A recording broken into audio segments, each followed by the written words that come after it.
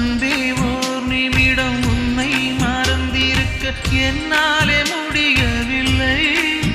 இங்கு எந்த நாள் முழுக்க உன்னை நினைத்திருக்க ஒருபோதும் அலுக்கவில்லை.